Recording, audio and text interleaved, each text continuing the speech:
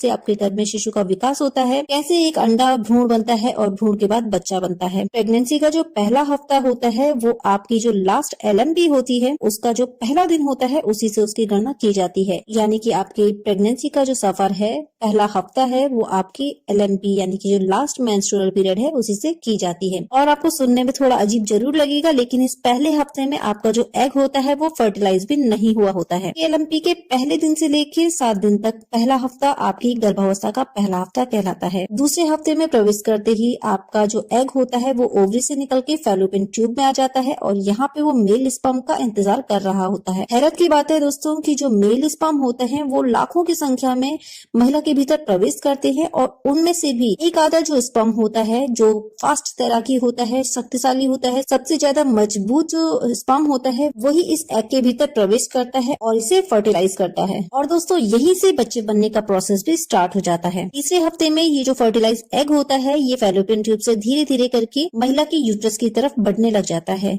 और ये यूट्रस की दीवारों में कहीं भी जाके इम्प्लांट हो जाता है, प्रत्यारोपित हो जाता है और जिस जगह पे ये स्थिर हो जाता है, प्रत्यारोपित हो जाता है, इस प्रक्रिया को इम्प्लांटेशन यानी कि प्रत्यारोपण कहा जाता है। और इस स्टेज में जबकि एग जो है यूट्रस की दीवारों पे आके प्रत्यारोपित हो जाता है और डेवलपमेंट स्टार्ट हो जाता है एग का, तो इसे इस स्टेट में जाइगोट कहा जाता है। इस दौरान शिशु की बनावट कैसी होगी, शिशु के बाल कैसे होंगे, आंखें कैसे होंगी, कान कैसे होंगे, ये सारी चीजें इसी समय डिसाइड हो जाती हैं। प्रेगनेंसी के चौथे हफ्ते में आते ही ये शिशु जो है एम्ब्रियो के रूप में आ जाता है और इसमें ये 2 भागों में विभाजित हो जाता है, जिसमें से एक भाग जो है वो प्लेसेंटा बन जाता है और दूसरा भाग जो होता है वो एक्चुअल में बच्चा बनता है। प्लेसेंटा जो है एम्ब्रियो का वो इम्पोर्टेंट भाग होता है जिससे कि गर्भ में शिशु को संपूर्ण आहार मिलता है। इस दौरान इसमें बच्चे का न्यूरल ट्यूब और स्पाइन कॉर्ड और बच्चे का ब्रेन विकसित होना स्टार्ट हो जाता है। 5वें हफ्ते के दौरान बच्चा बहुत ही ज्यादा छोटा होता है, तो अल्ट्रासाउंड के दौरान आप इसे बहुत ज्यादा छोटे आकार में देख सकते हैं। 6ठा हफ्ता आते ही बच्चे का दिमाग और भी ज्यादा विकसित होने लग जाता है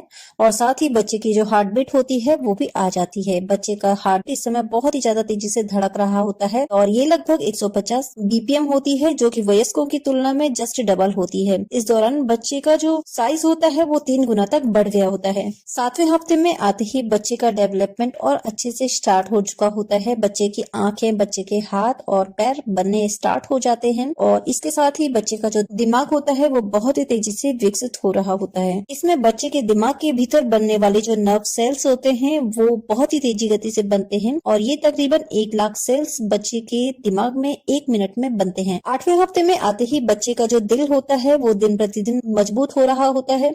बच्चे की जो नैनक्स होते हैं वो थोड़े से दिखने लग जाते हैं, बच्चे के कान बनने लग जाते हैं, बच्चे की आंखें हैं, बच्चे की नाक हल्की फुल्की बनना शुरू हो जाती है इस दौरान और बच्चे का जो साइज होता है वो 4 गुना तक बन जाता है। 9वें हफ्ते में बच्चे का गॉल ब्लैडर और पेनक्रियास बनना स्टार्ट हो जाता है और बच्चे का जो रिप्रोडक्टिव सिस्टम होता है वो भी विकसित होने लग जाता है। बच्चे के हाथ धीरे धीरे विकसित होने लग जाते हैं और इस दौरान बच्चे का सिर जो है बच्चे की छाती की तरफ झुका हुआ होता है और बच्चे का सिर बच्चे के दूसरे भाग से दुगना दिखाई देता है। 10वें हफ्ते से जैसे कि शिशु थोड़ा सा बड़ा होने लग जाता है, जिसे कि अभी तक एम्ब्रियो कहा जाता था, अब इसे फीटस कहा जाता है और इस दौरान बच्चे की जो हड्डियां होती हैं वो अच्छे से डेवलप होती हैं और मजबूत होने लग जाती हैं। धीरे धीरे बच्चे के जो हाथ और पैरों की उंगलियां हैं वो दिखने लग जाती हैं और बच्चे के हाथ पैरों का विकास बहुत अच्छे से होने लग जाता है और इसी दौरान बच्चे की जो किडनी होती है वो काम करना स्टार्ट कर देती है, बच्चा पेशाब करना भी स्टार्ट कर देता है। बच्चा मानव रूप में दिखाई देने लग जाता है इस 10वें हफ्ते से। इस दौरान जैसे कि बच्चे का ब्रेन बहुत तेजी से डेवलप हो रहा होता है, तो 2.5 लाख न्यूरॉन्स इस दौरान पर मिनट बच्चे के दिमाग में विकसित हो रहे होते हैं। 11वां हफ्ता आते आते बच्चे के कान जो हैं वो अच्छे से विकसित होने लग जाते हैं।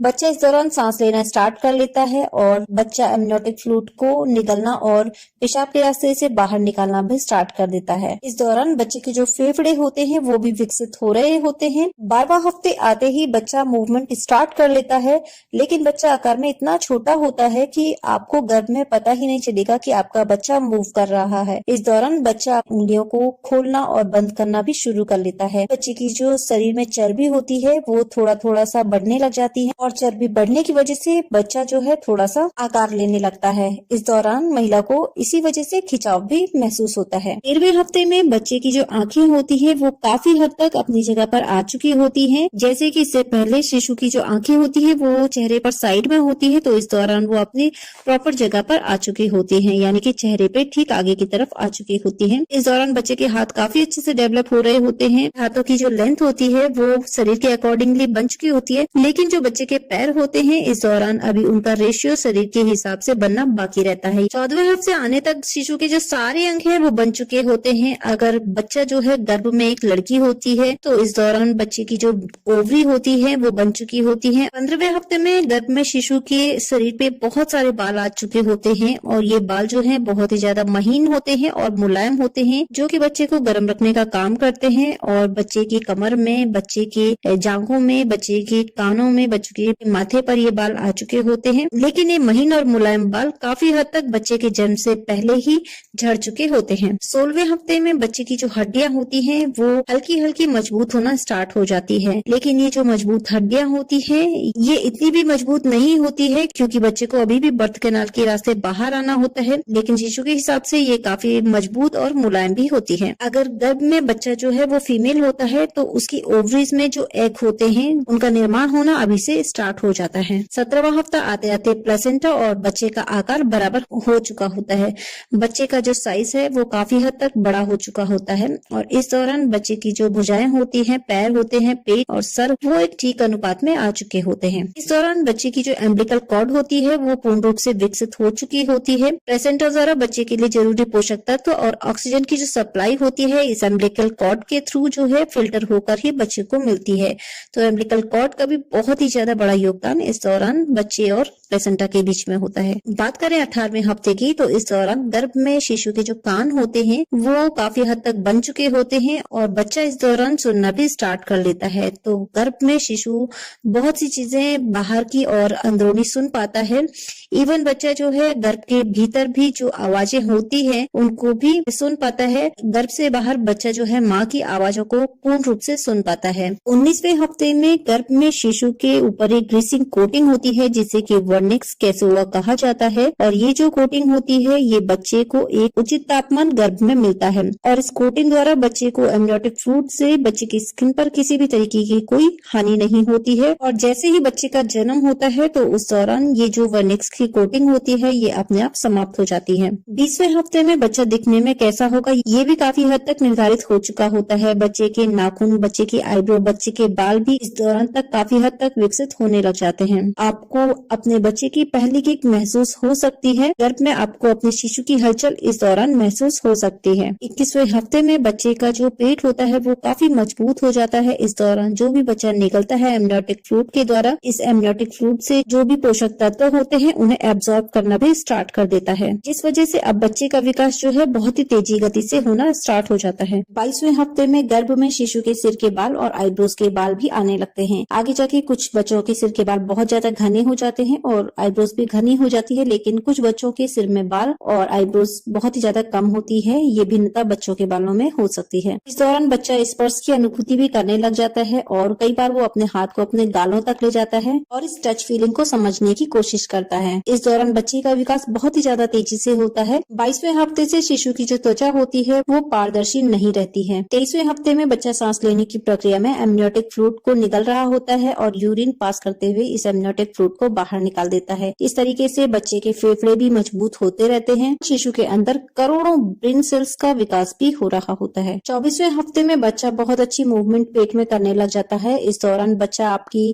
बातों को सुन पाता है, आवाज सुन पाता है, जो भी आप बाहर बोलते हैं बच्चा अच्छे से सुन पाता है। अगर आप इस दौरान अपने पेट पे हाथ फेरती हैं, अपने पेट को सहलाती हैं, तो इससे भी बच्चा जो है महसूस करता है। और अगर आप अपने पेट पर थोड़ा सा टैप करती है तो इससे बच्चा जो है भीतर सचेत हो जाता है। 25वें हफ्ते में बच्चा मल त्यागना स्टार्ट कर देता है और ये मल त्याग सब कुछ बड़ी आंतों में इकट्ठा हो रहा होता है और जैसे ही बच्चा डिलीवर होता है उसके बाद ये सारा का सारा मल जो है वो बाहर त्याग देता है। 26वें हफ्ते में बच्चा अपने सोने का स्टाइल बना लेता है। उसे कब सोना है, कब जागना है, इसका एक निश्चित टाइम वो निर्धारित कर लेता है। 27वें हफ्ते में बच्चा हिकअप्स लेना स्टार्ट कर लेता है, हिचकियां देता है। जब आप अपने पेट में हाथ फेरती हैं और बच्चा हिचकियां लेता है तो आप पूरी तरीके से इसे महसूस भी कर सकती हैं। 28वें 35वें हफ्ते के आसपास में बच्चा अपनी आंखों को खोलना और बंद करना भी शुरू कर देता है। इस दौरान बच्चे की आंखें और पलकें झपकने लग जाती हैं। 29वें हफ्ते में गर्भ में बच्चा बहुत ज्यादा हलचल स्टार्ट कर देता है। इस दौरान बच्चा बहुत ज्यादा हिलता डुलता है। इस दौरान बच्चा बहुत ज्यादा मजबूत भी हो जाता है और उसकी जो किक्स होती हैं, लात मारना या फिर कोहनी मारना, वो बहुत ही ज्यादा तेज गति से आपको फील होती है। इस दौरान दिन प्रतिदिन बच्चे का दिमाग जो है बहुत ही अच्छी तरीके से विकसित हो रहा होता है, तो वो चीजों को काफी अच्छे से सेंस करने लग जाता है। मीठा खाने पर और खट्टा खाने पर वो अलग अलग तरीके की प्रतिक्रियाएं आपके पेट में दे सकता है। तो इस दौरान बच्चे के जो सेंसरी ऑर्गन होते हैं वो भी काफी अच्छे से काम कर रहे होते हैं। तीसरे हफ्ते से गर्भ में शिशु का जो आकार है वो बढ़ने लग जाता है और इस दौरान बच्चे के वजन की बात की जाए तो 30 हफ्ते के बाद से बच्चे का वजन काफी अच्छे तरीके से बढ़ना स्टार्ट हो जाता है, यानी कि हर हफ्ते बच्चे का वजन आधा पाउंड तक बढ़ना चाहिए। इस दौरान बच्चा फैट गेन कर रहा होता है, तो क्योंकि इस दौरान बच्चे का विकास बहुत ही ज्यादा तेजी गति से होता है, तो इस दौरान हो सकता है कि बच्चे के वजन में इजाफा हो, साथ साथ आकार बढ़े। तो इस दौरान बच्चे की जो हलचल है वो थोड़ी कम हो सकती है। कि बच्चा फैट गेन कर लेता है तो इस दौरान बच्चे को गर्भ में इतनी जगह नहीं मिल पाती है कि वो बहुत ज्यादा हिलना डुलना करे। आपको बिल्कुल भी घबराना नहीं है कि बच्चे की मूवमेंट नहीं हो रही है या फिर कम हो गई है, लेकिन आपको ध्यान रखना है कि बच्चे की मूवमेंट जो है वो प्रॉपर होते रहे। भले ही वो कम हो,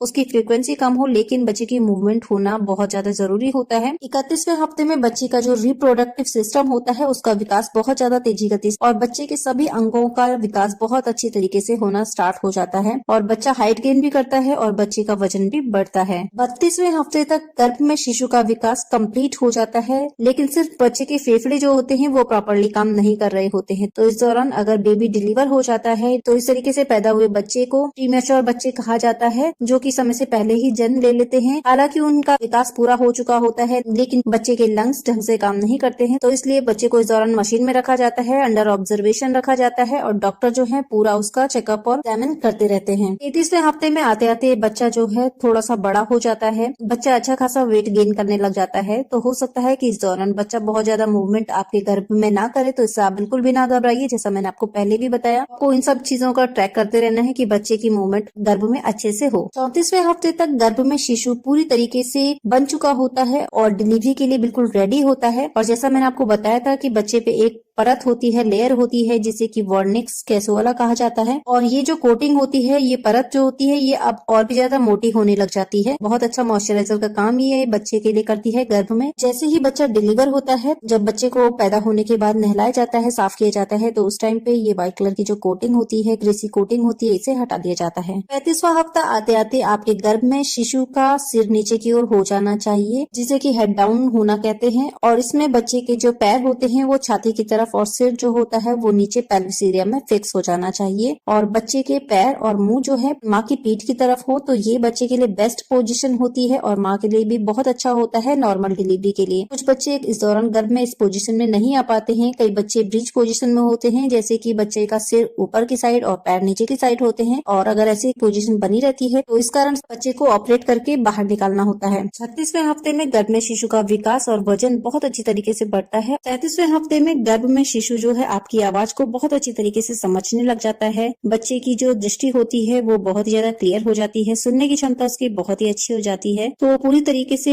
रेडी हो रहा होता है बाहर आने के लिए। और इस दौरान बच्चे की जो एम्बिलिकल कॉर्ड होती है उसमें से एंटीबॉडीज निकल के बच्चे के शरीर पे जाती है, क्योंकि बच्चा जो है डिलीवरी के लिए रेडी हो रहा होता है। तो डिलीवरी के बाद बच्चे को किसी भी तरीके का इन्फेक्शन ना हो, जर्म्स या फिर डिजीज ना हो, उससे लड़ने के लिए बहुत ही ज्यादा हेल्पफुल ये एंटीबॉडीज होती है। 30वें हफ्ते में बच्चा पूरी तरीके से बन चुका होता है। जैसे मैंने आपको बताया, सुनने की क्षमता बहुत अच्छी हो जाती है, बच्चे की नजर अच्छी हो जाती है, बच्चे की ब्रीदिंग जो प्रोसेस होता है वो बहुत अच्छे से हो रहा होता है। बच्चा निगलना और मलत्याग करना अच्छी तरीके से सीख चुका होता है और ब्लड का सर्कुलेशन भी बहुत अच्छी तरीके से बच्चे में हो रहा होता है। फेफड़े बहुत अच्छे तरीके से काम करना स्टार्ट कर देते हैं इस दौरान। और इस दौरान बच्चा कभी भी जो है बाहर आ सकता है। आपको भी इस दौरान अच्छे से रेडी हो जाना है, क्योंकि कभी कभी बच्चा 38वें हफ्ते में भी डिलीवर हो सकता है। 39वें हफ्ते में शिशु के वजन की अगर बात करो तो इस दौरान बच्चे का जो वजन है वो 6 से लेके 9 पाउंड तक हो जाना चाहिए और बच्चे की जो टोटल लेंथ है वो कहीं ना कहीं 18 से लेके 22 इंच तक हो जानी चाहिए। तो जैसा मैंने आपको बताया कि बच्चे का हेड डाउन हो चुका होता है। बेबी का हेड इस टाइम तक भी, यानी कि 39 वीक्स में भी बच्चे का हेड डाउन नहीं हुआ है, तो इस दौरान आपको सी सेक्शन ही करवाना पड़ता है। अब बात करते हैं प्रेगनेंसी के आखिरी हफ्ते यानी कि 40वें हफ्ते की। दोस्तों, जैसे कि ये प्रेगनेंसी का सफर जो है 40 हफ्तों का होता है और ये जो है आखिरी हफ्ते हफ्ता होता है आपकी प्रेगनेंसी का, आपको लेबर पेन कभी भी स्टार्ट हो सकते हैं इस दौरान। और जैसा कि डॉक्टर ने आपको ड्यू डेट दी हुई होती है इसी के आसपास की, और आपको जैसे ही लेबर पेन होगा उसी दौरान बच्चा जो है वो तकरीबन 12 से लेकर 15 घंटे के भीतर तक कभी भी पैदा हो सकता है। और इस 40वें हफ्ते तक बच्चा पूरी तरीके से बन चुका होता है। बच्चे के सारे जो बॉडी पार्ट्स होते हैं, बच्चे का ब्रीदिंग सिस्टम, बच्चे का ब्रेन, बच्चे के फेफड़े, बच्चे के ऑर्गन्स हो गए, बच्चे का रिप्रोडक्टिव सिस्टम हो गया, सभी की सब चीजें जो है बहुत अच्छी तरीके से काम कर रही होती हैं। तो ये सब कुछ था इस वीडियो में शुरुआती दौर से, यानी कि प्रेगनेंसी के फर्स्ट वीक से लेके 40 वीक्स तक मैंने आपको पूरी जानकारी दी है कि किस तरीके से बच्चे का विकास होता है। उम्मीद करती हूँ वीडियो आपको पसंद आया होगा। वीडियो पसंद आया तो मुझे कमेंट करके जरूर बताइएगा, और मेरी इस वीडियो को लाइक करिए, शेयर करिए, और मेरे channel health tricks and tips को सब्सक्राइब जरूर करिएगा। Thanks for watching this video. मिलती हूँ नेक्स्ट वीडियो में। Till then stay happy, stay healthy.